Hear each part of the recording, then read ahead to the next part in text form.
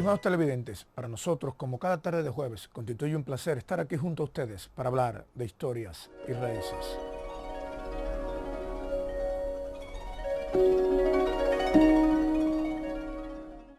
Un tema que indiscutiblemente nos compromete, pero también nos obliga a pensar un poco, es lo relativo a la historia de la prensa periódica en Manzanillo. Manzanillo tiene una larga data, pero también una ejemplaridad extraordinaria en la existencia de periódicos y de periodistas. Podemos hablar en primer lugar y de manera significativa del momento cero del periodismo en Manzanillo.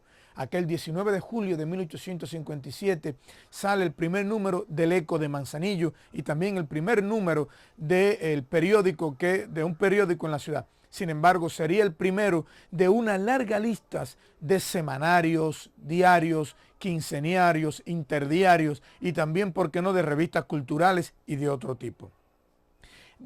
Es llamativo que en este primer número del Eco de Manzanillo publicase Carlos Manuel de Céspedes las primeras poesías que se conocen aquí en Manzanillo, en ese número del 19 de julio de 1857.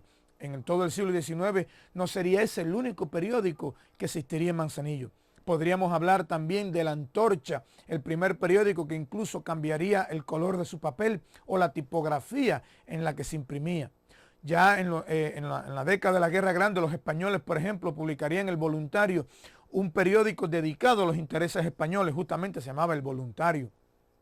En los años de la Tregua Fecunda encontramos varios, entre ellos el Unión Constitucional y El Liberal, periódico importantísimo que fuera regenteado por José Miró Argenter y al cual haría alusión Juan Gualberto Gómez cuando enviaría el famoso telegrama para el 24 de febrero y periódico también del cual José Martí haría mención en su diario cuando se referiría a José Miró Argenter, cuando lo conoce y le dice que en el periódico El Liberal le sacó las astillas a los astures y a los cuadrilongos.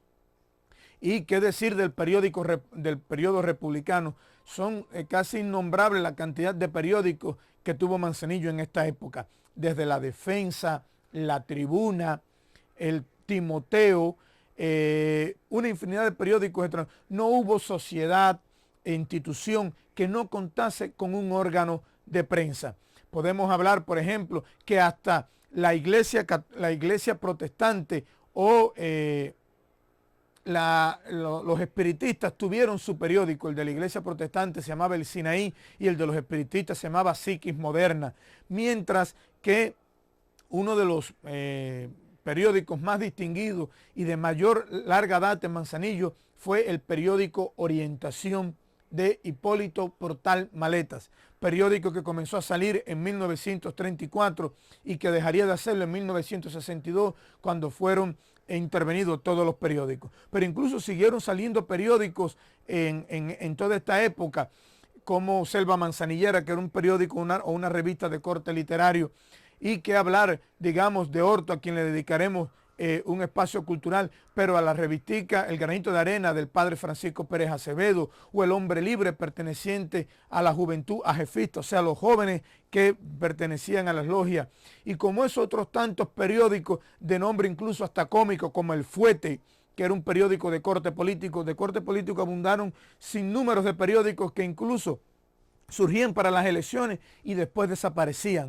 O sea que fue una época pretórica de periódicos. Es cierto, había periódicos y periodiquitos, había periodistas y periodiqueros, pero realmente fue un momento riquísimo para la prensa periódica, para la discusión pública en Manzanillo. Después de la revolución, bueno, por todos es conocido que esta preponderancia disminuye, pero no es menos significativo el hecho de que el periódico La de Majagua nace aquí en Manzanillo.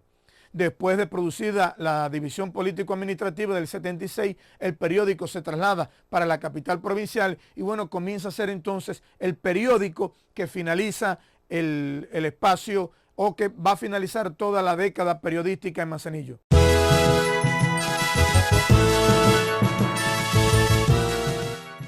Estimados televidentes, ha sido todo por hoy. Volveremos a encontrarnos entonces para hablar de historias y raíces.